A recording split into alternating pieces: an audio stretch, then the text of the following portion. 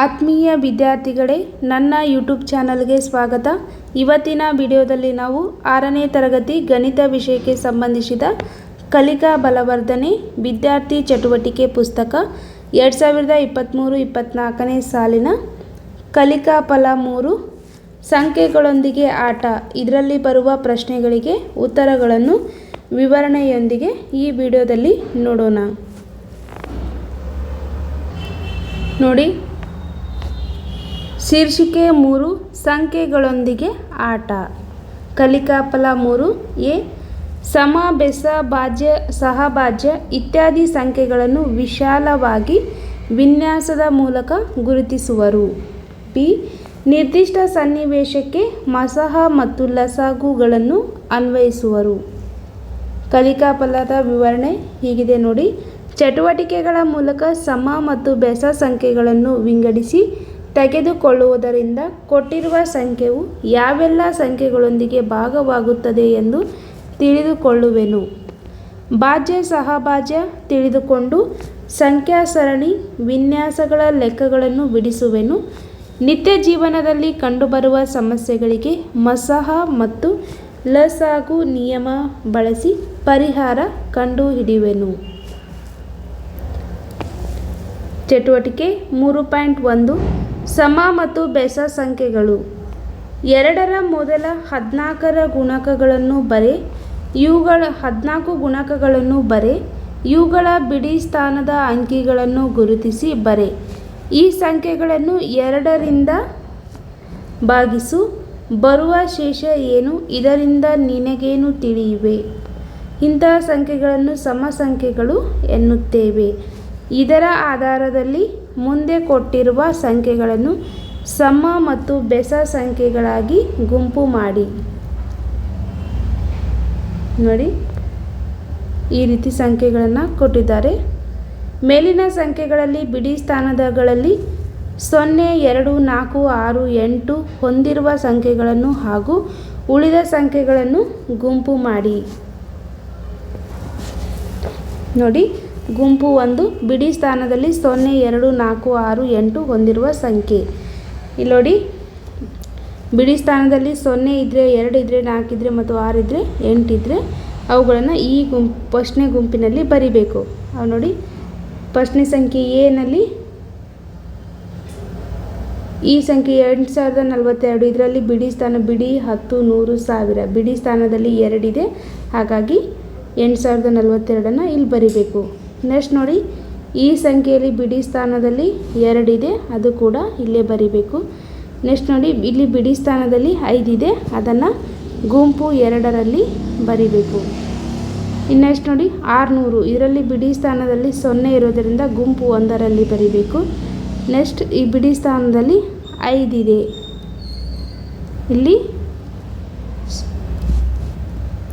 0, 2, 4, 6, 8 ಯಾವುದೂ ಇಲ್ಲ, 5 ಇರೋದರಿಂದ ಅದನ್ನು 2ನೇ ಗುಂಪಿನಲ್ಲಿ ಬರಿಬೇಕು. ನೆಕ್ಸ್ಟ್ ನೋಡಿ, 8228 ಇಲ್ಲಿ 8 ಇರೋದರಿಂದ ಬಿಡಿ ಸ್ಥಾನದಲ್ಲಿ 8 ಇರೋದರಿಂದ ಇದನ್ನು ಮೊದಲನೇ ಗುಂಪಿನಲ್ಲಿ ಬರಿಬೇಕು. ನೆಕ್ಸ್ಟ್ ನೋಡಿ, ಇದರಲ್ಲಿ ಕೂಡ ಬಿಡಿ ಸ್ಥಾನದಲ್ಲಿ 8 ಇದೆ, ಹಾಗಾಗಿ ಇದನ್ನು ಕೂಡ ಮೊದಲನೇ ಗುಂಪಿನಲ್ಲೇ ಬರಿಬೇಕು. ನೆಕ್ಸ್ಟ್ ಇಲ್ಲಿ ಈ ಸಂಖ್ಯೆಯಲ್ಲಿ ಬಿಡಿ ಸ್ಥಾನದಲ್ಲಿ 4 ಇದೆ, ಅದನ್ನು ಕೂಡ ಮೊದಲನೇ ಗುಂಪಿನಲ್ಲೇ ಬರಿಬೇಕು. ಇನ್ನು 2805 ಇದು ಬಿಡಿ ಸ್ಥಾನದಲ್ಲಿ 5 ಇರೋದರಿಂದ ಅದನ್ನು ಈ ಗುಂಪು 2ರಲ್ಲಿ ಬರಿಬೇಕು. ನೆಕ್ಸ್ಟ್ ನೋಡಿ, 1800 ಬಿಡಿ ಸ್ಥಾನದಲ್ಲಿ 0 ಇರೋದರಿಂದ ಇದನ್ನು ಮೊದಲೇ ಗುಂಪು 1ರಲ್ಲಿ ಬರಿಬೇಕು. ನೆಕ್ಸ್ಟ್ ನೋಡಿ, ಜೆ 672 ಬಿಡಿ ಸ್ಥಾನದಲ್ಲಿ 2 ಇರೋದರಿಂದ ಇದನ್ನು ಗುಂಪು 1ರಲ್ಲಿ ಬರಿಬೇಕು. ಗುಂಪು 1ರಲ್ಲಿ ಬರಿಬೇಕು. ನೆಕ್ಸ್ಟ್ ನೋಡಿ, ಕೆ 2805 5 ಬಿಡಿ ಸ್ಥಾನದಲ್ಲಿ 5 ಇರೋದರಿಂದ ಇದನ್ನು ಗುಂಪು 2ರಲ್ಲಿ ಬರಿಬೇಕು. 942 ಬಿಡಿ ಸ್ಥಾನದಲ್ಲಿ 2 ಇದೆ, ಇದನ್ನು ಕೂಡ ಗುಂಪು 1ರಲ್ಲಿ ಬರಿಬೇಕು. 5984 ಇಲ್ಲಿ ಬಿಡಿ ಸ್ಥಾನದಲ್ಲಿ 4 ಇರೋದರಿಂದ ಇದು ಕೂಡ ಗುಂಪು 1. ನೆಕ್ಸ್ಟ್ ನೋಡಿ 7020 ಬಿಡಿ ಸ್ಥಾನದಲ್ಲಿ 0 ಇದೆ, ಇದು ಕೂಡ ಗುಂಪು 1ರಲ್ಲಿ ಬರಿಬೇಕು. ನೆಕ್ಸ್ಟ್ ನೋಡಿ 1463 ಬಿಡಿ ಸ್ಥಾನದಲ್ಲಿ 3 ಇರೋದರಿಂದ ಗುಂಪು 2ರಲ್ಲಿ ಬರಿಬೇಕು. ನೆಕ್ಸ್ಟ್ ನೋಡಿ 2832 2 ಬಿಡಿ ಸ್ಥಾನದಲ್ಲಿರೋದರಿಂದ ಗುಂಪು 1ರಲ್ಲಿ ಬರಿಬೇಕು. ನೆಕ್ಸ್ಟ್ ನೋಡಿ 2 ಗುಂಪಿನ ಸಂಖ್ಯೆಗಳನ್ನು 2ರಿಂದ ಭಾಗಿಸಿದಾಗ ಒಂದಿದು ಬಿಡಿ ಸ್ಥಾನದಲ್ಲಿ 0, 2, 4, 6, 8ಗಳಿರುವ ಸಂಖ್ಯೆಗಳ ಶೇಷ ಯಾವಾಗಲೂ 0 ಆಗಿರುತ್ತದೆ. 2 ಬಿಡಿ ಸ್ಥಾನದಲ್ಲಿ 1, 3, 5, 7, 9ಗಳಿರುವ ಸಂಖ್ಯೆಗಳ ಶೇಷ ಯಾವಾಗಲೂ 1 ಆಗಿರುತ್ತದೆ. ನೋಡಿ ಎಕ್ಸಾಂಪಲ್ ನೋಡಬೇಕಂದ್ರೆ ಇಲ್ಲಿ ಬಿಡಿ ಸ್ಥಾನದಲ್ಲಿ 2 ಇದೆ, ಹಾಗಾಗಿ ನಾವು ಈ ಸಂಖ್ಯೆಯನ್ನು ತೊಗೊಂಡು ಬಿಡಿಸೋಮ. 8042 ನೋಡಿ 2ರಿಂದ ಭಾಗಿಸಿದಾಗ 2 4 8 0 0 ಇಳಿಸ್ಕೊಂಡು 0 ಕೊಡಬೇಕು. 4 4 2 2 4 0. ನೆಕ್ಸ್ಟ್ 2 ಇಸ್ಕೊಂಡಿವಿ, 2 1 2 0. ಯಾವಾಗಲೂ ಶೇಷ 0ನೇ ಬರುತ್ತೆ. ಬಿಡಿ ಸ್ಥಾನದಲ್ಲಿ 2, 4, 6, 8ಗಳ ಸಂಖ್ಯೆಗಳ ಶೇಷ ಯಾವಾಗಲೂ. ಹಾಗೆ ನೀವು ಇದೇ ರೀತಿ ಮುಂದಿನ ಸಂಖ್ಯೆಗಳಿಗೆ ಮಾಡಿ ನೋಡಿ, ಅವಾಗ ಕೂಡ 0ನೇ ಬರುತ್ತೆ. ಇನ್ನೊಂದು ನೋಡಿ, ಈಗ ಬಿಡಿ ಸ್ಥಾನದಲ್ಲಿ 1, 3, 5, 7, 9 ಇರುವ ಸಂಖ್ಯೆಗಳನ್ನು ಮಾಡಿ. ಇಲ್ಲಿ ನೋಡಿ ಇದೇ ಕೊನೆಗೆ 1, 3, 5, 7 ಸಂಖ್ಯೆಗಳನ್ನು ಭಾಗಿಸಿ ನೋಡಿದಾಗ ಶೇಷ 1 ಬರುತ್ತೆ. ಇಲ್ಲಿ ನೋಡಿ 2ರಿಂದ ಭಾಗಿಸಿದಾಗ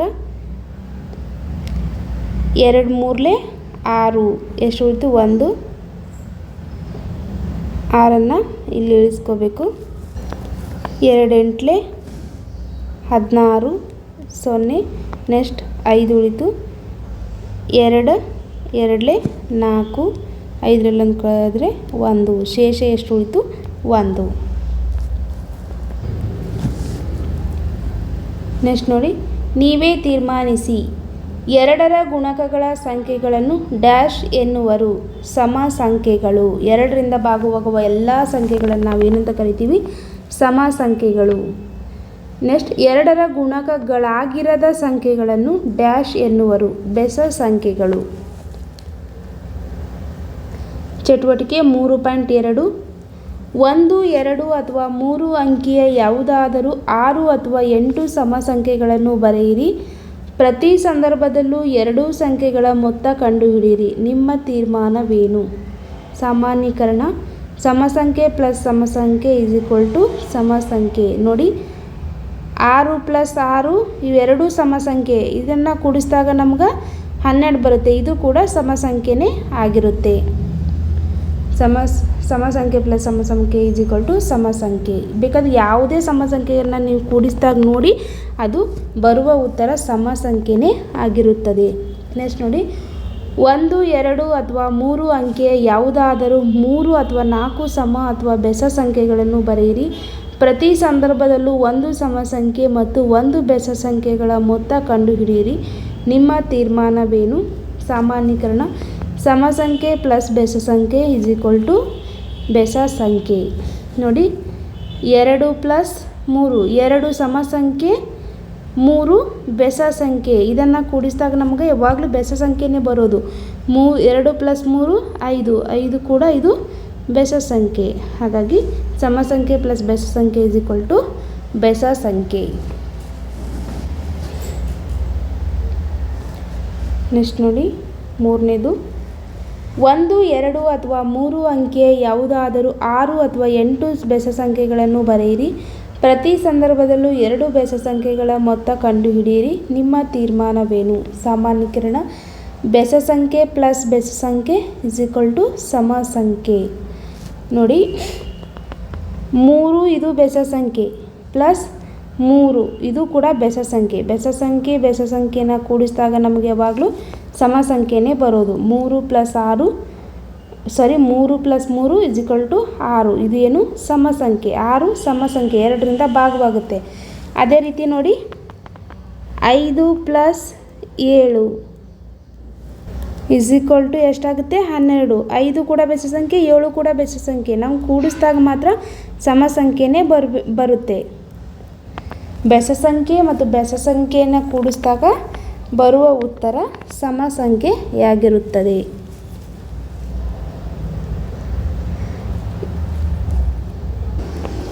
ನೆಕ್ಸ್ಟ್ ನೋಡಿ ಚಟುವಟಿಕೆ 3.3 ಅವಿಭಾಜ್ಯ ಸಂಖ್ಯೆ ಮತ್ತು ಭಾಜ್ಯ ಸಂಖ್ಯೆಗಳು. ಸಂಖ್ಯೆಗಳು, ಅಪವರ್ತನಗಳು, ಅಪವರ್ತನಗಳ ಸಂಖ್ಯೆ. ನೋಡಿ ಸಂಖ್ಯೆ 1 ಅಪವರ್ತನಗಳು. 1 ಯಾವ್ಯಾವ ಸಂಖ್ಯೆಯಿಂದ ಭಾಗವಾಗುತ್ತೆ?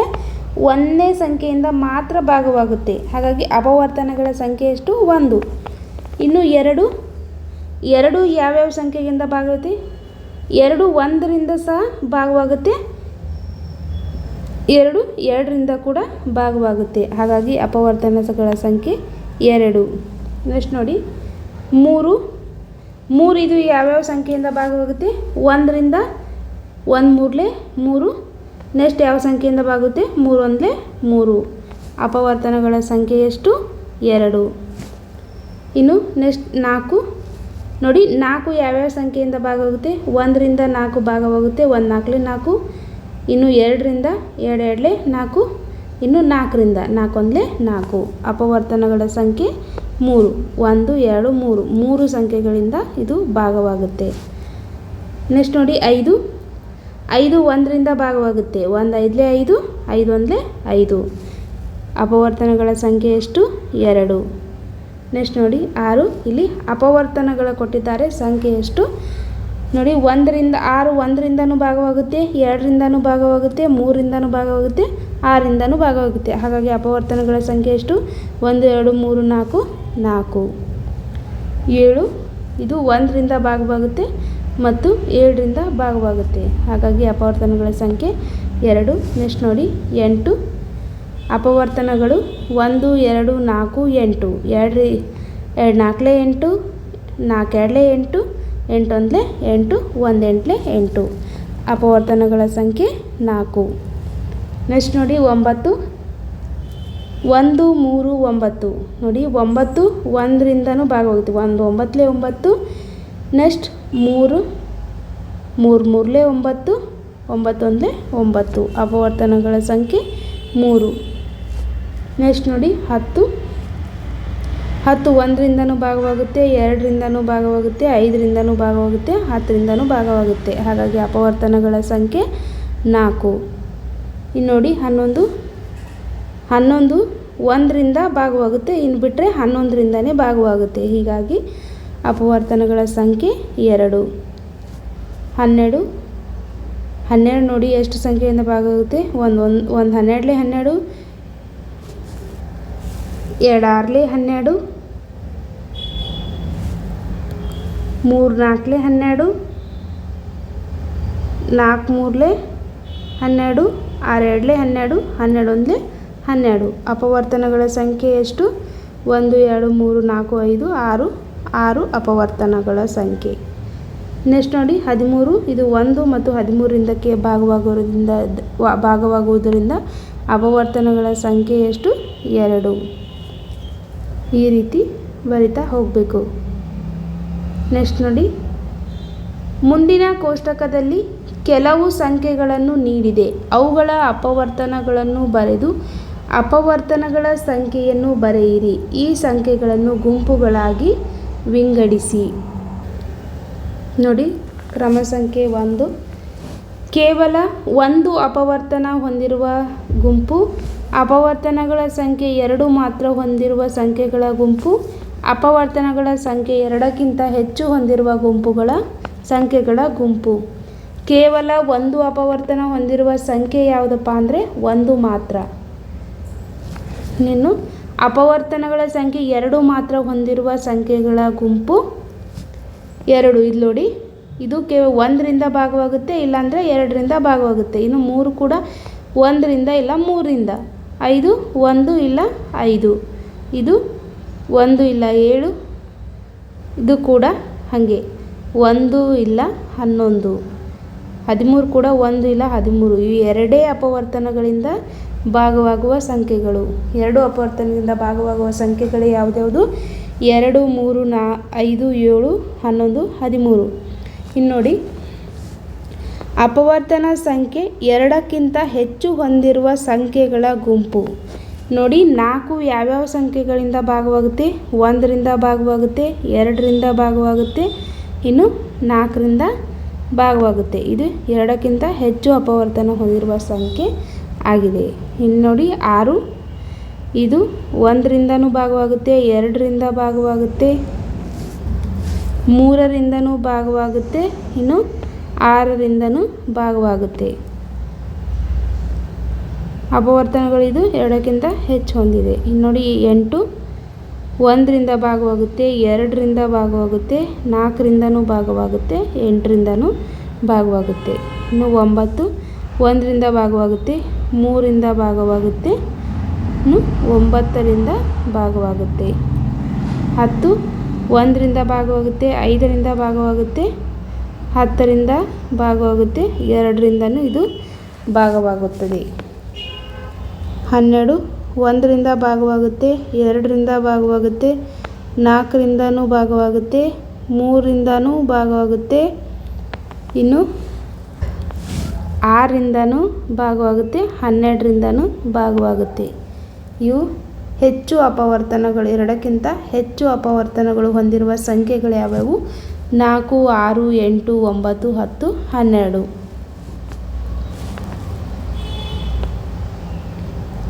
ನೆಕ್ಸ್ಟ್ ನೋಡಿ, ಈ ಸಂಖ್ಯೆಗಳನ್ನು ನಿರೂಪಿಸಿ.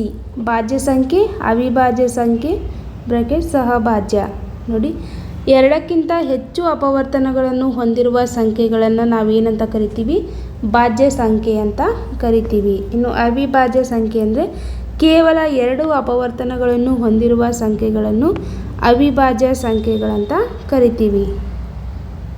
ಎಕ್ಸಾಂಪಲ್ ನೋಡಬೇಕಂದ್ರೆ ಇವೆಲ್ಲ ಭಾಜ್ಯ ಸಂಖ್ಯೆಗಳು. 4, 6, 8, 9, 10, 12 ಇವು ಭಾಜ್ಯ ಸಂಖ್ಯೆಗಳು. 2, 3, 5, 7, 11, 13 ಇವು ಅವಿಭಾಜ್ಯ ಸಂಖ್ಯೆಗಳು. ಇವು ಕೇವಲ 2 ಸಂಖ್ಯೆಗಳಿಂದ ಭಾಗವಾಗುತ್ತೆ. ಇವು 2ಕ್ಕಿಂತ ಹೆಚ್ಚು ಸಂಖ್ಯೆಗಳಿಂದ ಭಾಗವಾಗುತ್ತವೆ. ನೆಕ್ಸ್ಟ್ ನೋಡಿ, ಬಿಟ್ಟ ಸ್ಥಳ ತುಂಬಿ. ಸಂಖ್ಯೆ 1 ಇದು ಡ್ಯಾಶ್ ಸಂಖ್ಯೆಯೂ ಅಲ್ಲ, ಡ್ಯಾಶ್ ಸಂಖ್ಯೆಯೂ ಅಲ್ಲ. ಇದು ಒಂದು ಭಾಜ್ಯ ಸಂಖ್ಯೆಯೂ ಅಲ್ಲ, ಅವಿಭಾಜ್ಯ ಸಂಖ್ಯೆಯೂ ಅಲ್ಲ. ಯಾವ ಸಂಖ್ಯೆಗೆ ಕೇವಲ 2 ವಿಭಿನ್ನ ಅಪವರ್ತನಗಳಿವೆಯೋ ಒಂದು ಮತ್ತು ಅದೇ ಸಂಖ್ಯೆ, ಅವುಗಳನ್ನು ಅವಿಭಾಜ್ಯ ಸಂಖ್ಯೆಗಳು ಎನ್ನುವರು. ನೋಡಿ, ಉದಾಹರಣೆಗೆ 1 ಮತ್ತು 2. ಇದು 2 1ರಿಂದ ಭಾಗವಾಗುತ್ತೆ, ಇಲ್ಲ 2ರಿಂದ ಭಾಗವಾಗುತ್ತೆ. ಇನ್ನು 3 ಕೂಡ ಸೇಮ್ ಅದೇ. ಇನ್ನು 3 ಕೂಡ 1ರಿಂದ ಭಾಗವಾಗುತ್ತೆ, ಇಲ್ಲಾಂದರೆ 3ರಿಂದನೇ ಭಾಗವಾಗುತ್ತೆ. ಈ ರೀತಿ ಇವೆಲ್ಲ ಅವಿಭಾಜ್ಯ ಸಂಖ್ಯೆಗಳು. 2ಕ್ಕಿಂತ ಹೆಚ್ಚು ಅಪವರ್ತನಗಳನ್ನು ಹೊಂದಿರುವ ಸಂಖ್ಯೆಗಳನ್ನು ಭಾಜ್ಯ ಸಂಖ್ಯೆಗಳು ಅಂತ ಕರೀತೇವೆ. ಅತ್ಯಂತ ಚಿಕ್ಕ ಅವಿಭಾಜ್ಯ ಸಂಖ್ಯೆ ಯಾವುದು?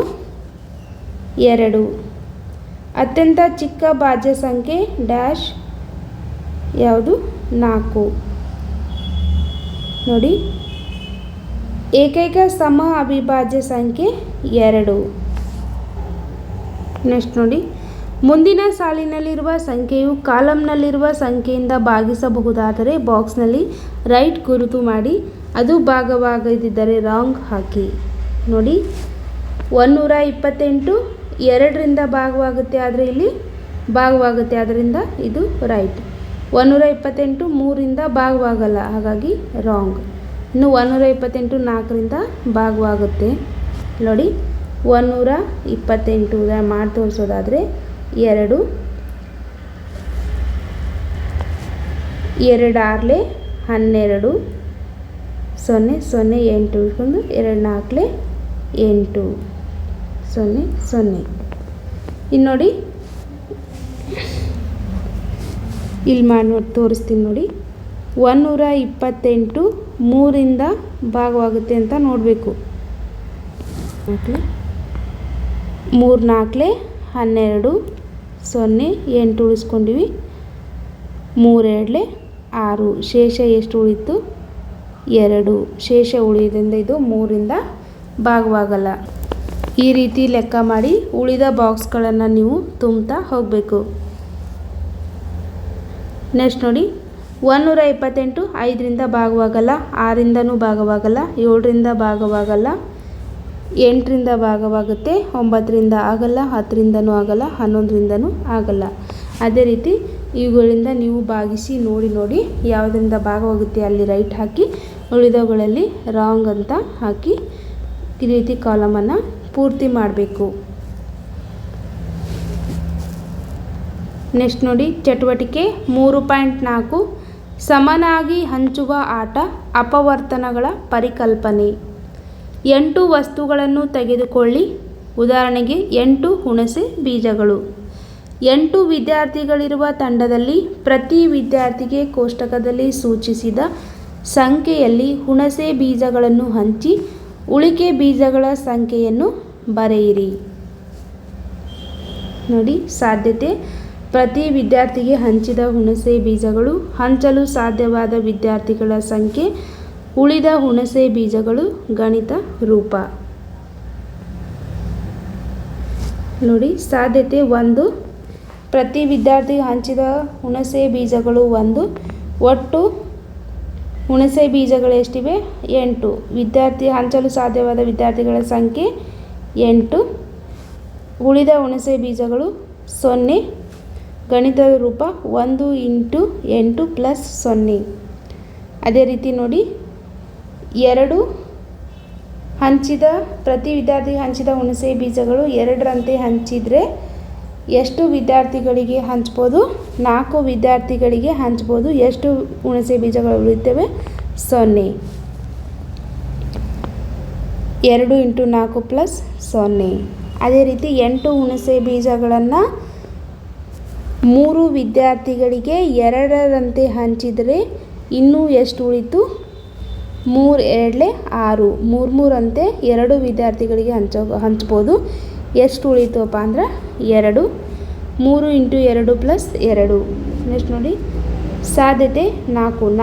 4 ಅಂತೆ 4 ವಿದ್ಯಾರ್ಥಿಗಳಿಗೆ 8 ಹುಣಸೆ ಬೀಜಗಳನ್ನು 4 ಅಂತೆ ಎಷ್ಟೆಷ್ಟು ಬೀಜಗಳನ್ನು ಹಂಚಿದ್ರೆ 4 ಬೀಜಗಳನ್ನು ಹಂಚಿದರೆ ಎಷ್ಟು ವಿದ್ಯಾರ್ಥಿಗಳಿಗೆ ಹಂಚ್ಬೋದು 2 ವಿದ್ಯಾರ್ಥಿಗಳಿಗೆ ಹಂಚ್ಬೋದು. 4 2 8. ಉಳಿದ ಹುಣಸೆ ಬೀಜಗಳು 0. 4 × 2 + 0. ಇನ್ನು ನೋಡಿ ಪ್ರತಿ ವಿದ್ಯಾರ್ಥಿಗೆ ಹಂಚಿದ ಹುಣಸೆ ಬೀಜಗಳು 5. 8 ಹುಣಸೆ ಬೀಜಗಳಲ್ಲಿ 5ರಂತೆ ಎಷ್ಟು ವಿದ್ಯಾರ್ಥಿಗಳಿಗೆ ಹಂಚ್ಬೋದು ಒಬ್ಬರಿಗೆ ಹಚ್ಬೋದು. ಇನ್ನು 3 ಹುಣಸೆ ಬೀಜಗಳು ಉಳಿಯುತ್ತೆ. ಗಣಿತದ ರೂಪ 5 × 1 + 3. ಇನ್ನು 8 ಹುಣಸೆ ಬೀಜಗಳಲ್ಲಿ 6 ಬೀಜಗಳನ್ನು ಒಬ್ಬೊಬ್ಬರಿಗೆ ಹಂಚಿದರೆ ಎಷ್ಟು ಉಳಿಯುತ್ತೆ ವಿದ್ಯಾರ್ಥಿಗಳ ಸಂಖ್ಯೆ ಎಷ್ಟು ವಿದ್ಯಾರ್ಥಿಗಳಿಗೆ ಹಂಚ್ಬೋದು 8ರಲ್ಲಿ 6 ವಿದ್ಯಾರ್ಥಿಗಳಿಗೆ ಒಬ್ಬ ವಿದ್ಯಾರ್ಥಿಗೆ 6 ಅಂತ ಕೊಟ್ಟರೆ ಉಳಿದ ಹುಣಸೆ ಬೀಜಗಳೆಷ್ಟು 2. 6 × 1 + 2. ಯಾವ ಸಾಧ್ಯತೆಗಳಲ್ಲಿ ಉಳಿದ ಹುಣಸೆ ಬೀಜಗಳು 0 ಅಥವಾ ಶೇಷ 0 1ರ ಸಾಧ್ಯತೆಯಲ್ಲಿ ಕೂಡ 0 2ರ ಸಾಧ್ಯತೆಯಲ್ಲಿ 0. ಇನ್ನು 4ರ ಸಾಧ್ಯತೆಯಲ್ಲಿ 0 1 2 4. ತೀರ್ಮಾನ: 8 ಇದು ಡ್ಯಾಶ್ ಸಂಖ್ಯೆಗಳಿಂದ ನಿಶೇಷವಾಗಿ ಭಾಗಿಸಲ್ಪಡುತ್ತವೆ. ಅಂದರೆ 8ರ ಅಪವರ್ತನಗಳು 1 2 4 8. 1ರಿಂದನೂ 8 ಶೇಷ ಉಳಿಲೇನೆ ಭಾಗವಾಗುತ್ತೆ. ಇನ್ನು 2ರಿಂದ ಕೂಡ ಭಾಗವಾಗುತ್ತೆ, 4ರಿಂದ ಭಾಗವಾಗುತ್ತೆ, 8ರಿಂದನೂ ಭಾಗವಾಗುತ್ತೆ. 8ರ ಅಪವರ್ತನಗಳು 1 2 4 8. ನೆಕ್ಸ್ಟ್ ನೋಡಿ ಚಟುವಟಿಕೆ 3.5 ಮಿಯಾಮ್ ಆಟ ಗುಣಕಗಳ ಪರಿಕಲ್ಪನೆ. ನೋಡಿ ತರಗತಿಯ ವಿದ್ಯಾರ್ಥಿಗಳೆಲ್ಲ ವೃತ್ತದಲ್ಲಿ ನಿಲ್ಲಿ. ಈ 3ರ ಗುಣಕದ ಆಟ ಒಬ್ಬರಿಂದ ಆರಂಭಿಸಿ ಪ್ರತಿಯೊಬ್ಬರು ಕ್ರಮಾಗತವಾಗಿ ಸಂಖ್ಯೆಗಳನ್ನು ಹೇಳುತ್ತಾ ಹೋಗಬೇಕು. ಹೀಗೆ 1 2 3 4 5 6 7 9 10 ಹೀಗೆ ಆದರೆ 3ರ ಗುಣಕವಾಗಿರುವ ಸಂಖ್ಯೆ ಹೇಳುವರು ಸಂಖ್ಯೆಯ ಬದಲಾಗಿ ಮಿಯಾವ್ ಎಂದು ಹೇಳಬೇಕು. ಉದಾಹರಣೆಗೆ 1 2 3 ಬಂದಾಗ ಮಿಯಾವ್ ಅಂತ ಹೇಳಬೇಕು. 4 5 6 ಬಂದಾಗ ಮಿಯಾವ್, 7 8 9 ಬಂದಾಗ ಮಿಯಾವ್. ಹೀಗೆ ಮುಂದುವರಿಸಿ ಯಾರು 3ರ ಗುಣಕದ ಬದಲಾಗಿ ಮಿಯಾವ್ ಹೇಳಲು ಮರೆಯುತ್ತಾರೋ ಅವರು ಔಟ್. ಅನಂತರ ಮುಂದಿನ ವಿದ್ಯಾರ್ಥಿ ಮತ್ತೆ 1ರಿಂದ ಸಂಖ್ಯೆಯನ್ನು ಆರಂಭಿಸಿ ಆಟ ಮುಂದುವರಿಸಬೇಕು. 3ರ ಗುಣಕ ಅಂದರೆ 3ರ ಮಗ್ಗೆಯಲ್ಲಿ ಯಾವ್ಯಾವ ಸಂಖ್ಯೆಗಳು ಬರುತ್ತೆ ಅವೆಲ್ಲ ಬಂದಾಗ ನಾವು ಮಿಯಾವ್ ಅಂತ ಹೇಳಬೇಕು. ಅದನ್ನು ಹೇಳಲು ಮಾತ್ರ ಆಟದಿಂದ ಔಟ್ ಆಗುತ್ತಾರೆ. ಉದಾಹರಣೆಗೆ 3 6 9 ಹೀಗೆ 15 ಈ ಸಂಖ್ಯೆಗಳು ಬಂದಾಗ ಮಿಯಾವ್ ಅಂತ ಹೇಳಬೇಕು. ಸೂಚನೆ: ಈ ಆಟವನ್ನು 4 5 6 ಈ ಸಂಖ್ಯೆಗಳಿಗೆ ಪುನರಾವರ್ತಿಸಿ ಬೆಕ್ಕಿನ ಕೂಗಿನ ಬದಲು ಉಳಿದ ಪ್ರಾಣಿಗಳ ಸ್ವರಾನುಕರಣೆ ಮಾಡಿ.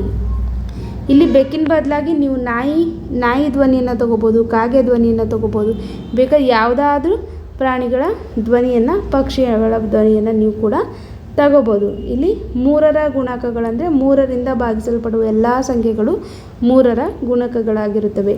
3 6 9 12 15 18 21 24 27 30 33 36 39 ಇವೆಲ್ಲ 3ರ ಗುಣಕಗಳು. ಇನ್ನು 4ರ ಗುಣಕಗಳು 4ರಿಂದ ಭಾಗಿಸಲ್ಪಡುವ ಸಂಖ್ಯೆಗಳು 4 8 12 16 20 24 28 ಹೀಗೆ ಡ್ಯಾಶ್ ಡ್ಯಾಶ್. 5ರ ಗುಣಕಗಳು 5 10 15 20 25 30 35 40 45 50 50. ನಾನು ಇಷ್ಟಿಷ್ಟು ಬರೆದಿದ್ದೇನೆ. ನಿಮಗೆ ಎಷ್ಟು ಬೇಕೋ ಅಷ್ಟು ನೀವುಗಳನ್ನು ಬರಿಬೋದು, 10ಕ್ಕಿಂತ ಹೆಚ್ಚೇ ಬರಿಬೇಕು. ಇನ್ನು 6ರ ಗುಣಕಗಳು 6 12 18 24 ಇತ್ಯಾದಿ. ಹೀಗೆ 6ರಿಂದ ಭಾಗಿಸಲ್ಪಡುವ ಎಲ್ಲ ಸಂಖ್ಯೆಗಳು 6ರ ಗುಣಕಗಳಾಗಿರುತ್ತವೆ. ಚಟುವಟಿಕೆ 3.6 ತಟ್ ಅಂತ ಲಸಾಗು ಹೇಳು. ಲಸಾಗು ಕಂಡುಹಿಡಿಯುವ ಅಥವಾ ಸರಳ ವಿಧಾನ. 6 ಮತ್ತು 8ರ ಲಸಾಗು ಕಂಡುಹಿಡಿಯೋಣ. ಲಸಾಗು ಅಂದರೆ ಲಘುತ್ತಮ ಸಾಮಾನ್ಯ ಗುಣಕ. 6 ಮತ್ತು 8ರಲ್ಲಿ ಯಾವುದು ದೊಡ್ಡದು? 8 ದೊಡ್ಡದು. ದೊಡ್ಡ ಸಂಖ್ಯೆಯಾದ 8ರ ಗುಣಕಗಳನ್ನು ಹೇಳುತ್ತಾ ಹೋಗುವಾಗ ಅದು 6ರ ಮಗ್ಗಿಯಲ್ಲೂ ಇದ್ದರೆ ಮಗ್ಗಿ ಹೇಳುವುದನ್ನು ನಿಲ್ಲಿಸಿ. ನೋಡಿ, 8ರ ಗುಣಕಗಳು 8 ಅಂದರೆ 8ರ ಮಗ್ಗಿ 8 16 24 ಇವು 8ರ ಗುಣಕಗಳು. ಇನ್ನು 6ರ ಗುಣಕಗಳು 6 12 18 24. 6 ಮತ್ತು 8 ಎರಡರಲ್ಲೂ ಇರುವ ಸಣ್ಣ ಸಂಖ್ಯೆ ಯಾವುದಪ್ಪ ಅಂದರೆ 8ರ ಮಗ್ಗಿಯಲ್ಲೂ ಕೂಡ 24 ಇದೆ, 6ರ ಮಗ್ಗಿಯಲ್ಲೂ ಕೂಡ 24 ಇದೆ. ಇದೇ ಸಣ್ಣ ಸಂಖ್ಯೆ 24. ಅಂದರೆ 6 ಮತ್ತು 8ರ ಲಸಾಗು 24. ಇದೇ ವಿಧಾನದಲ್ಲಿ ಈ ಸಂಖ್ಯೆಗಳ ಲಸಾಗುಗಳನ್ನು ತಟ್ ಅಂತ ಹೇಳಿ ಬರೆಯಿರಿ. 1 8 12 ಇದರ ಲಸಾಗ ನೋಡಿ, 8 3 24 12 24. ಸಣ್ಣದು ಯಾವುದು? ಸಣ್ಣ ಸಂಖ್ಯೆ ಯಾವುದಿರುತ್ತೆ, ಎರಡೂ ಮಗ್ಗಿಯಲ್ಲಿ ಬರುವ ಸಣ್ಣ ಸಂಖ್ಯೆ ಯಾವುದಿರುತ್ತೆ ಅದು ಅವು 2ರ ಲಸಾಗು ಆಗಿರುತ್ತೆ. ಇನ್ನು ನೋಡಿ, ಎರಡನೇದು 10 12 16 60 16 ಸರಿ 16 60 12 60 ಇದರ ಲಸಾಗು 60. 3 2 6 6 1 6 ಲಸಾಗು 6. ಇನ್ನು 4 5 20 5 4 20 2ರ ಲಸಾಗು 20. ಇನ್ನು 8 16 24 ನೋಡಿ, 8 16 24 ಇದರ ಲಸಾಗು 48. ನೋಡಿ, 8 6 48 16 3 48 24 2 48. ಚಟುವಟಿಕೆ 3.7 ಅಪವರ್ತನ ಜಾತ ಮಸಾಹ ಕಂಡುಹಿಡಿಯುವ ಸರಳ ವಿಧಾನ. ಮಸಾಹ ಅಂದರೆ ಮಗುತಮ ಸಾಮಾನ್ಯ, ಅಪವರ್ತನ. 12 ಮತ್ತು 18ರ ಮಸಹ ಕಂಡುಹಿಡಿಯೋಣ. 12 ಮತ್ತು 18 ಈ ಸಂಖ್ಯೆಗಳು ಯಾವ ಸಂಖ್ಯೆಗಳ ಮಗ್ಗಿಗಳಲ್ಲಿ ಬರುತ್ತವೆ? 1, 2, 3, 6 ಇದು ಎಲ್ಲ ಮಗ್ಗಿಗಳಲ್ಲಿ 12 ಮತ್ತು 18 ಬರುತ್ತೆ. ಇವುಗಳ ಅತ್ಯಂತ ದೊಡ್ಡ ಸಂಖ್ಯೆ ಯಾವುದು? 6. ಅಂದರೆ 12 ಮತ್ತು 18ರ ಮಸಹ 6. ಲಸಾದಲ್ಲಿ ಸಣ್ಣ ಸಂಖ್ಯೆ ಅದರ ಲಸ ಆಗಿದ್ದರೆ ಇಲ್ಲಿ ದೊಡ್ಡ ಸಂಖ್ಯೆ ಮಸಹ ಆಗಿರುತ್ತೆ. ನೆಕ್ಸ್ಟ್ ನೋಡಿ, ಇದೇ ವಿಧಾನದಲ್ಲಿ ಈ ಸಂಖ್ಯೆಗಳ ಮಸಹಗಳನ್ನು ತಟ್ ಅಂತ ಹೇಳಿ. ನೋಡಿ, 4 ಮತ್ತು 6ರ ಮಸಹ 2, 24, 36ರ ಮಸಹ 12, 3 ಮತ್ತು 6ರ ಮಸಹ 3, 4, 5ರ ಮಸಹ 1, 8, 16, 24ರ ಮಸಹ 8 ಈ ರೀತಿ ಎಲ್ಲ ಮಸಹಗಳನ್ನು ನಾನಿಲ್ಲಿ ಬರೆದಿದ್ದೇನೆ. ನೆಕ್ಸ್ಟ್ ನೋಡಿ, ಚಟುವಟಿಕೆ 3.8 ಅಪವರ್ತನ ಜಾತ. ಸಂಖ್ಯೆಗಳು ಅಪವರ್ತನಗಳು. ನೋಡಿ, ಈ ಕೋಷ್ಟಕದ ಒಂದು ಸಾಲು ಸಂಖ್ಯೆಗಳನ್ನು ಸೂಚಿಸುತ್ತದೆ, ಇನ್ನೊಂದು ಸಾಲು ಅಪವರ್ತನಗಳನ್ನು ಸೂಚಿಸುತ್ತದೆ. ಪ್ರತಿ ಸಂಖ್ಯೆಗಳ ಎದುರಿನ ಕೋಣೆಗಳಲ್ಲಿ ಆ ಸಂಖ್ಯೆಯ ಅಪವರ್ತನಗಳ ಸಾಲಿಗೆ ಸರಿ ಹೊಂದುವಂತೆ ಚಿಕ್ಕಿ ಚಿಹ್ನೆ ಹಾಕಿ. ಉದಾಹರಣೆಗೆ 4ರ ಅಪವರ್ತನಗಳು 1, 2, 4 ಆದುದರಿಂದ 4ರ ಎದುರಿನ ಅಡ್ಡ ಸಾಲಿನಲ್ಲಿ 1, 2, 4 ಕೋಣೆಗಳಿಗೆ ಗುರುತು ಹಾಕಲಾಗಿದೆ. ಕೋಷ್ಟಕ ಪೂರ್ತಿಗೊಳಿಸಿದ ಬಳಿಕ ಈ ವಿಷಯಗಳ ಬಗ್ಗೆ ಶಿಕ್ಷಕರ ಜೊತೆ ಚರ್ಚಿಸಿ.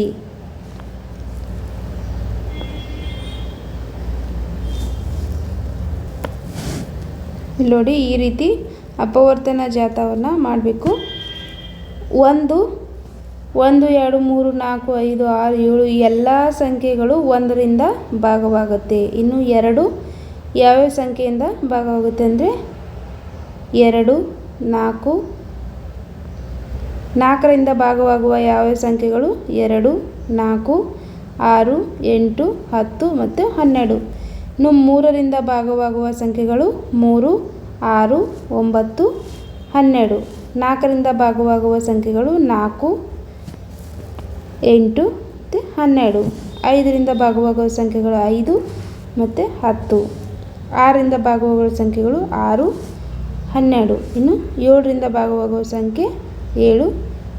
8ರಿಂದ ಭಾಗವಾಗುವ ಸಂಖ್ಯೆ ಇಲ್ಲಿ 8 ಮಾತ್ರನೇ ಇದೆ. 9ರಿಂದ ಭಾಗವಾಗುವ ಸಂಖ್ಯೆ 9, 10ರಿಂದ ಭಾಗವಾಗುವ ಸಂಖ್ಯೆ 10, 11ರಿಂದ ಭಾಗವಾಗುವ ಸಂಖ್ಯೆ 11, 12ರಿಂದ ಭಾಗವಾಗುವ ಸಂಖ್ಯೆ 12. ಈ ರೀತಿ ಚಿಕ್ಕೆಯನ್ನು ಹಾಕಿ ಗುರುತು ಮಾಡಬೇಕು. ನೋಡಿ, ಕೋಷ್ಟಕದಲ್ಲಿ ಕರ್ಣದ ಡ್ಯಾಶ್ ಚುಕ್ಕಿಗಳ ಸಾಲು ಜಾತ ಏನನ್ನು ಸೂಚಿಸುತ್ತದೆ? ಇಲ್ಲಿ ಜಾಗ ಇಲ್ಲದೆ ಇರೋದರಿಂದ ಇಲ್ಲಿ ಬರೆದಿದ್ದೇನೆ ನೋಡಿ. ಪ್ರತಿಯೊಂದು ಸಂಖ್ಯೆಯು ಅದೇ ಸಂಖ್ಯೆಯ ಅಪವರ್ತನವಾಗಿದೆ. 2. ಈ ಕೋಷ್ಟಕದಿಂದ 12ರ ಒಳಗಿನ 2 ಸಂಖ್ಯೆಗಳ ಮಸಹ ಕಂಡುಹಿಡಿಯುವುದು ಹೇಗೆ? ನೆಕ್ಸ್ಟ್ ನೋಡಿ, ಚಟುವಟಿಕೆ 3.9 ಲಸಾಗು ಅನ್ವಯ. ಪುನರಾವರ್ತನೆಯಾಗುವ ಸನ್ನಿವೇಶಗಳಲ್ಲಿ ಒಂದೇ ಸ್ಥಳದಲ್ಲಿ ಮತ್ತೆ ಅದೇ ಘಟನೆ ಪುನರಾವರ್ತನೆಯಾಗುವ ಸಮಯವನ್ನು ಕಂಡುಹಿಡಿಯಲು ಹೆಚ್ಚಿನ ವಸ್ತುಗಳನ್ನು ಸಮಾನವಾಗಿ ಬೇರೆ ಬೇರೆ ಪೆಟ್ಟಿಗೆಗಳಲ್ಲಿ ತುಂಬಲು ಲಸಾಗುವನ್ನು ಬಳಸುತ್ತೇವೆ. ಸುರೇಶ್ ಮಾರುಕಟ್ಟೆಗೆ 4 ದಿನಗಳಿಗೆ ಒಮ್ಮೆ ಹೋಗುತ್ತಾನೆ. ಅನಿಲ್ 6 ದಿನಗಳಿಗೆ ಒಮ್ಮೆ ಮಾರುಕಟ್ಟೆಗೆ ಹೋಗುತ್ತಾನೆ. ಅವರಿಬ್ಬರು 3ನೇ ತಾರೀಕಿನಂದು ಮಾರುಕಟ್ಟೆಯಲ್ಲಿ ಪರಸ್ಪರ ಸಂಧಿಸಿದರೆ ಮುಂದೆ ಅವರು ಮಾರುಕಟ್ಟೆಯಲ್ಲಿ ಸಂಧಿಸುವ ದಿನಾಂಕ ಯಾವುದು? ಸುಳುವು: ಸುರೇಶ್ 4, 8, 12, 16 ಈ ದಿನಾಂಕದಂದು ಮಾರುಕಟ್ಟೆಗೆ ಹೋದರೆ ಅನಿಲ್ 6, 12, 18, 24 ಈ ದಿನಾಂಕದಂದು ಹೋಗುತ್ತಾರೆ. ಅವರಿಬ್ಬರು ಹೋಗುವ ದಿನ ಕಂಡುಹಿಡಿಯಲು ಲಸಾಗು ಕಂಡುಹಿಡಿಯಬೇಕು. ಇದರಲ್ಲಿ 2ರಲ್ಲಿ ಸಾಮಾನ್ಯವಾಗಿರುವ ಸಂಖ್ಯೆ ಯಾವುದು? 12. ಚಿಕ್ಕದಾಗಿರುವುದು 12. ಇದು ಸಂಖ್ಯೆ ಯಾವಾಗಲೂ ಚಿಕ್ಕದಾಗಿರುವ ಸಂಖ್ಯೆ ಯಾವಾಗಲೂ ಲಸಹ ಆಗಿರುತ್ತದೆ. ಚಟುವಟಿಕೆ 3.10 ಮಸಹ ಅನ್ವಯ. ಮಗುತಮ ಸಾಮಾನ್ಯ ಅಪವರ್ತನ. ಮಗುತಮ ಅಂದರೆ ದೊಡ್ಡದು. ನಮ್ಮ ಶಾಲೆಯ 8, 9, 10ನೇ ತರಗತಿಯಲ್ಲಿ ಕ್ರಮವಾಗಿ 24, 36, 42 ವಿದ್ಯಾರ್ಥಿಗಳಿದ್ದಾರೆ. ಈ ತರಗತಿಯ ವಿದ್ಯಾರ್ಥಿಗಳನ್ನು ಸಮಾನ ಸಂಖ್ಯೆಯ ವಿದ್ಯಾರ್ಥಿಗಳಿರುವಂತೆ ಗುಂಪು ಮಾಡಬೇಕು. ಆದರೆ ಗುಂಪಿನಲ್ಲಿ ಅತ್ಯಂತ ಹೆಚ್ಚು ವಿದ್ಯಾರ್ಥಿಗಳಿರಬೇಕು ಹಾಗೂ ಗುಂಪು ಮಾಡಿದ ನಂತರ ಯಾರು ಗುಂಪಿಗೆ ಸೇರದೆ ಉಳಿಯಬಾರದು. ಸುಳಿವು: ಮಸಹ ಕಂಡುಹಿಡಿಯಲು ಅವುಗಳ ಎಲ್ಲ ಅಪವರ್ತನಗಳನ್ನು ಬರಿಬೇಕು.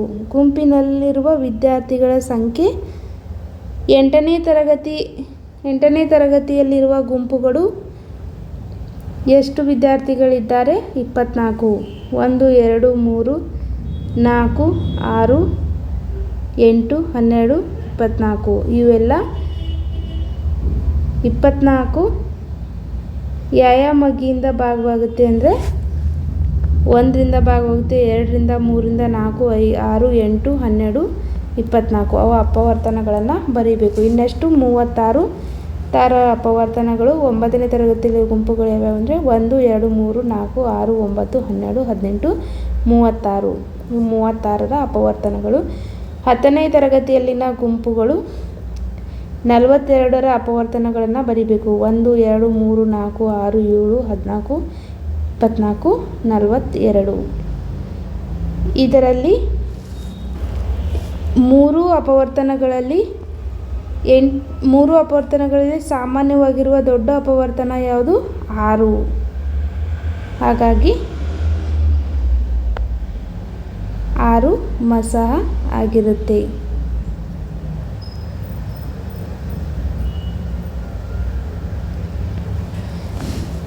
ನೆಕ್ಸ್ಟ್ ನೋಡಿ ಚಟುವಟಿಕೆ 3.11 ಮಸಹ ಮತ್ತು ಲಸಾಗು ಅನ್ವಯ. ಮಸಹ ಮತ್ತು ಲಸಾಗು ಇವುಗಳನ್ನು ಅನ್ವಯಿಸಬಹುದಾದ ವಿವಿಧ ಸಂದರ್ಭಗಳನ್ನು ಶಿಕ್ಷಕರ ಜೊತೆ ಚರ್ಚಿಸಿ ಪಟ್ಟಿ ಮಾಡಿ. ಮಸಹ, ಲಸಾಗು. ಮಸಹ ಸಮಾನ ಸಂಖ್ಯೆಗಳ ವಿದ್ಯಾರ್ಥಿಗಳ ಗುಂಪು ಮಾಡಲು ಬಳಸುತ್ತೇವೆ. ಇನ್ನು ಲಸಹ ಪುನರಾವರ್ತನೆಯಾಗುವ ಸನ್ನಿವೇಶಗಳಲ್ಲಿ ಮತ್ತು ಹೆಚ್ಚಿನ ವಸ್ತುಗಳನ್ನು ಸಮಾನವಾಗಿ ಬೇರೆ ಬೇರೆ ಪೆಟ್ಟಿಗೆಗಳಲ್ಲಿ ತುಂಬಲು. ನಿಮಗೆ ಇನ್ನೂ ಯಾವುದಾದ್ರೂ ಗೊತ್ತಿದ್ದರೆ ನೀವು ಇಲ್ಲಿ ಬರಿಬೋದು. ಇಲ್ಲಿ ನೋಡಿ, ನಾನೇನು ಕಲಿತೆ.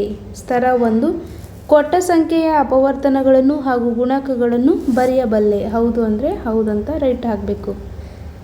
ಇನ್ನು 12ರ ಅಪವರ್ತನಗಳು ನೋಡಿ, 12 1ರಿಂದನೂ ಭಾಗವಾಗುತ್ತೆ, 2ರಿಂದ, 3ರಿಂದ, 4, 6, 12. ಇವು ಎಷ್ಟು 6 ಸಂಖ್ಯೆಗಳಿಂದ 12 ಭಾಗವಾಗುತ್ತೆ. 1, 2, 3, 4, 6, 12. 5ರ ಗುಣಕಗಳು 5, 10, 15, 20, 30, 35, 40. 5ರ ಬಂದ ಭಾಗವಾಗುವ ಎಲ್ಲ ಸಂಖ್ಯೆಗಳು 5ರ ಗುಣಕಗಳು. ಕೊಟ್ಟ ಸಂಖ್ಯೆಗಳ ಲಸಾಗು ಹಾಗೂ ಮಸಹಗಳನ್ನು ಬರೆಯಬಲ್ಲೆ. ಹೌದು. 8 ಮತ್ತು 10ರ ಲಸಾಗು ಡ್ಯಾಶ್ 8 ಮತ್ತು 10ರ ಮಸಹ. 8 ಮತ್ತು 10ರ ಲಸಹ 40. 8 ಮತ್ತು 10ರ ಮಸಹ 2. ಸ್ತರ 3 ನಿಜ ಜೀವನದ ಸಂದರ್ಭದಲ್ಲಿ ಲಸಾಗು ಹಾಗೂ ಮಸಹಗಳನ್ನು ಬಳಸಿ ಸಮಸ್ಯೆ ಪರಿಹರಿಸಬಲ್ಲೆ. ಹೌದು. 4ನೇದು ಉದ್ದ 16 ಅಡಿ ಹಾಗೂ ಅಗಲ 12 ಅಡಿ ಇರುವ ಕೋಣೆಗೆ ಟೈಲ್ಸ್ ಹಾಸಬೇಕಾಗಿದೆ. ಟೈಲ್ಸ್ ಉಳಿಯದಂತೆ ಕೋಣೆಗೆ ಪೂರ್ತಿ ಟೈಲ್ಸ್ ಹಾಸಲು ಬಳಸಬಹುದಾದ ಅತ್ಯಂತ ದೊಡ್ಡ ಅಳತೆಯ ಚೌಕಾಕಾರದ ಟೈಲ್ಸ್ನ ಬಾಹುವಿನ ಅಳತೆ ಎಷ್ಟು? ಹಾಸಲು ಇಂಥ ಎಷ್ಟು ಟೈಲ್ಸ್ ಬೇಕು? ನೋಡಿ, 16 12 192. 16ರಿಂದ 190 ಎಷ್ಟು ಭಾಗ? 16 12 196. ಬೇಕಾಗುವ ಟೈಲ್ಸ್ಗಳೆಷ್ಟು? 12 ಟೈಲ್ಸ್ಗಳು. ಇನ್ನು 12ರ ಮಸಹ 4. 4 × 4. ಇದು ಬೇಕಾಗುವ ಬಾವಿನ ಅಳತೆ 4 × 4. ಸ್ತರ 4 ನಿಜ ಜೀವನದ ಸಂದರ್ಭದಲ್ಲಿ ಲಸಾಗು ಹಾಗೂ ಮಸಹಗಳನ್ನು ಬಳಸುವ ಸಂದರ್ಭಗಳನ್ನು ಪಟ್ಟಿ ಮಾಡಬಲ್ಲೆ. ಹೌದು. 5 ವ್ಯಾಪಾರಿಗಳು ಲಸಾಗು ಮತ್ತು ಮಸಹಗಳನ್ನು ಬಳಸಿ ಯಾವೆಲ್ಲ ಲೆಕ್ಕಾಚಾರಗಳು ಮಾಡುತ್ತಾರೆ ಎಂಬುದನ್ನು ಪಟ್ಟಿ ಮಾಡಿ. ಈಗಾಗಲೇ ನಾವು ಹೇಳಿದ್ದೇವೆ, ಆ ರೀತಿ ಮಾಡಬೇಕು. ಥ್ಯಾಂಕ್ ಯು ವಿದ್ಯಾರ್ಥಿಗಳೇ. ಇಲ್ಲಿಗೆ ಶೀರ್ಷಿಕೆ 3 ಅಥವಾ ಕಲಿಕಾ ಫಲ 3 ಸಂಖ್ಯೆಗಳೊಂದಿಗೆ ಆಟ ಮುಕ್ತಾಯವಾಯಿತು. ಈ ವಿಡಿಯೋ ನಿಮಗೆ ಇಷ್ಟ ಆಗಿದ್ದರೆ ನಮ್ಮ ಚಾನಲನ್ನು ಸಬ್ಸ್ಕ್ರೈಬ್ ಮಾಡಿ ಹಾಗೂ ನಿಮ್ಮ ಫ್ರೆಂಡ್ಸ್ಗೆ ಈ ನಮ್ಮ ವಿಡಿಯೋವನ್ನು ಶೇರ್ ಮಾಡಿ. Thank you.